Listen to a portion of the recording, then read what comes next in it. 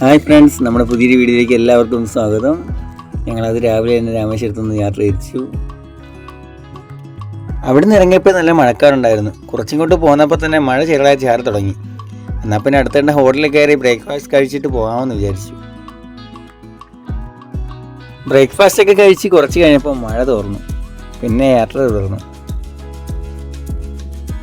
നമ്മുടെ അടുത്ത യാത്ര വിജയത്തിൻ്റെ പുണ്യനഗരം എന്നർത്ഥം വരുന്ന തിരുച്ചെന്തൂരേക്കാണ്.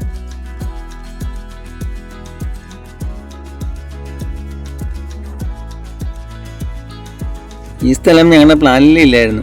ഞങ്ങൾ ഈ യാത്രയൊക്കെ വന്നിട്ടും ആദ്യമായാണ് ഈ സ്ഥലത്തെ പറ്റി കേൾക്കുന്നത് തന്നെ.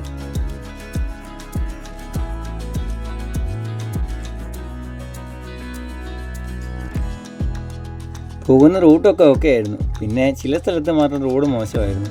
എങ്കിലും വലിയ ബുദ്ധിമുട്ടൊന്നും വന്നില്ല. ഏകദേശം ഉച്ചയോടെ തിരിച്ചെത്തി.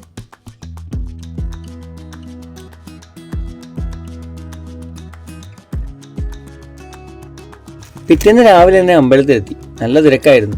പഴനി പോലെ മുരുകൻ്റെ പ്രധാനപ്പെട്ട അമ്പലമാണിത്. ഇത് കൂടാതെ മുരുകൻ്റെ ആറുപാടായി വീടുകളിൽ 2ാം സ്ഥാനമാണ് ഈ ക്ഷേത്രത്തിനുള്ളത്. ഇവിടെ അമ്പലത്തിന് കിഴക്ക് ഭാഗത്താണ് കടൽ. 9 പുണ്യതീർത്ഥങ്ങൾ സംഗമിക്കുന്ന സ്ഥലമെന്നാണ് വിശ്വാസം. സമുദ്രതീരത്തുള്ള മുരുകൻ്റെ ആകെയുള്ള ക്ഷേത്രമാണിത്. അമ്പലത്തിൽ നല്ല തിരക്കൊക്കെ ഉണ്ടായിരുന്നു. പക്ഷെ എന്നാലും ക്യൂ വേഗം മൂവ് ചെയ്യുന്നുണ്ട്. പെട്ടെന്ന് തൊഴാൻ പറ്റി.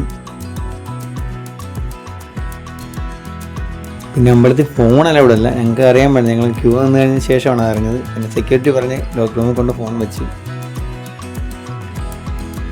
പിന്നെ ഒരു പ്രത്യേകത, നമ്മൾ എവിടെ ചെന്നാലും മലയാളികളെ കാണാറുണ്ട്. പക്ഷേ ഈ അമ്പലത്തിൽ വന്നിട്ട് അരിച്ച് പെറുക്കിയിട്ട് പോലെ ഒരു മലയാളികളെ കണ്ടെത്താൻ ഞങ്ങൾക്ക് കഴിഞ്ഞില്ല കേട്ടോ.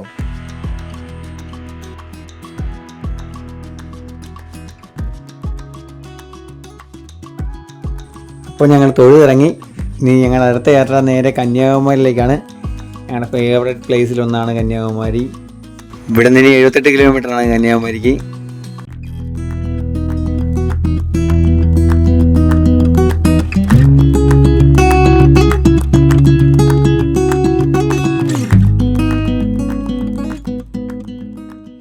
അപ്പോൾ എപ്പോഴത്തെ പോലെ തന്നെ കരിമ്പൂൻ ജ്യൂസ് കടയിലോട്ട് കയറുവാണ്. ഞങ്ങളുടെ സ്ഥിരം പരിപാടി ഇതാണ്. ഒന്ന് ജ്യൂസ്, അല്ലെങ്കിൽ സർബത്ത്, അല്ലെങ്കിൽ കരിമ്പിൻ ജ്യൂസ്. ഇതൊക്കെ മാറി മാറി കുടിച്ചാണ് യാത്ര. ചൂടിനെ തരണം ചെയ്യാനായിട്ട് ഇത് അത്യാവശ്യമാണ്. റൂട്ടിനെ പറ്റി പറയുകയാണെങ്കിൽ തിരക്ക് തീരെ കുറവായിരുന്നു റൂട്ടിൽ. ഇടയ്ക്കെങ്ങാനും വല്ല വാഹനവും വന്നെങ്കിലായി. ഗ്രാമപ്രദേശം കൂടിയുള്ള യാത്രയായിരുന്നു കൂടുതൽ.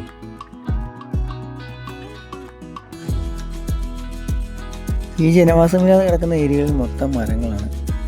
ആര്യവേപ്പും പുളിമരങ്ങളൊക്കെയാണ്.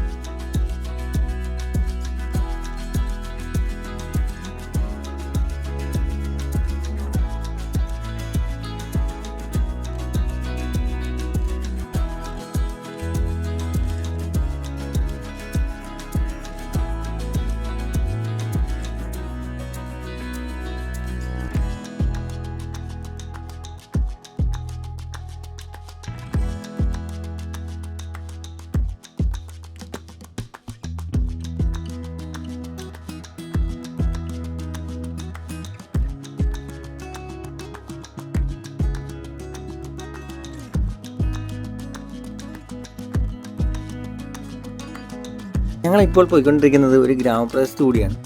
ഈ സൈഡിലൊക്കെ കണ്ടോ ഇങ്ങനെ കൂട് പോലെ.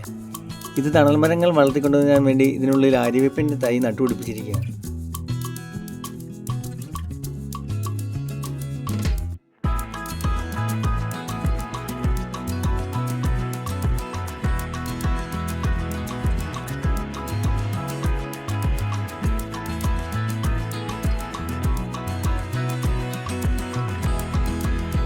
ഞങ്ങൾ പോകുന്ന വഴി കുറേ കണ്ടായിരുന്നു കഴുതയെ കൊണ്ട് ഇങ്ങനെ ചൂണ്ടടിപ്പിക്കുന്നത്. കൂടുതലും കണ്ടത് കൊടൈക്കനാലിലാണ്.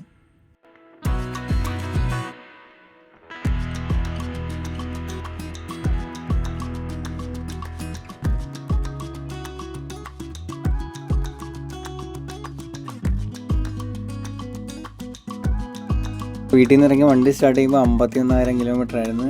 ഇപ്പോൾ 52,226 അത് 226 ഞങ്ങളുടെ വണ്ടിയുടെ നമ്പറാണ് കേട്ടോ.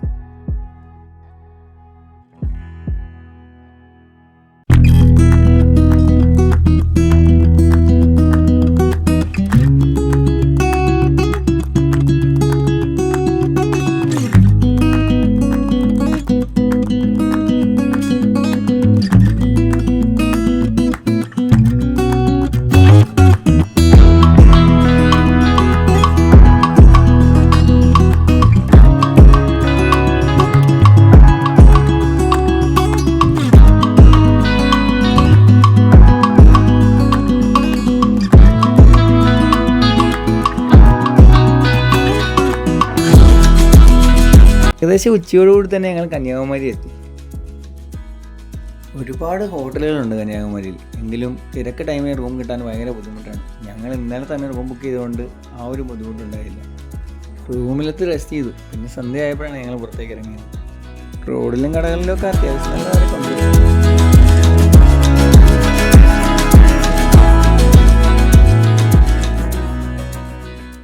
ഞങ്ങളും ജസ്റ്റ് ഒന്ന് നൈറ്റ് റൈഡിനായിട്ട് ഇറങ്ങിയതാണ്. ഞങ്ങൾ മുമ്പ് താമസിച്ച ഹോട്ടലിൻ്റെ അതിരം വഴിയൊക്കെ ഒന്ന് റൗണ്ട് ചെയ്യാൻ ഇറങ്ങിയതാണ്.